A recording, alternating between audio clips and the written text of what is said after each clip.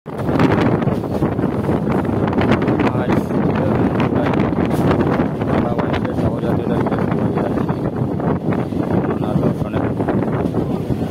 কল্যাণী ঢুকছে, আমাদের বোট থেকে উঠে গেছে।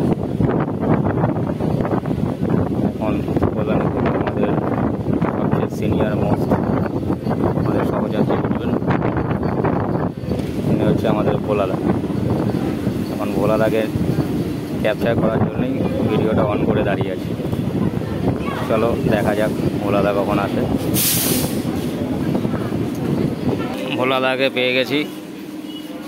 ভোলাদাকে প্রথমে আমি চিনতেই পারছিলাম না, তারপর নেহাতি ভোলাদাকে এখানেই সব সেট করে দিন। ওকে, এই যে আমাদের ভোলাদা রানাঘাটে উঠে পড়েছে। চলুন বাকিদের দেখা যাক। ভোলাদা এইমাত্র ভাওয়ালকে বলে দিল যে কাঁসাপাড়ায় ট্রেন ঢুকছে, যাত্রা শুরু করে দিয়েছি। আপাতত ভাওয়ালকে আমরা কাঁসাপাড়া থেকে ক্যামেরাবন্দি করছি। এখন আমরা কাঁসাপাড়া ঢুকে গেছি। এখান থেকে আমাদের যে উঠবে সেটা হচ্ছে ভাওয়াল। ভাওয়াল তো দিক থেকে উঠবে, কারণ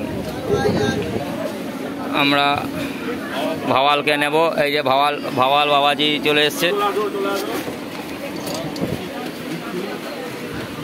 ভাওয়াল আপাতত এখানটায় রাখো, তারপর মালগুলো সাইজ করছি।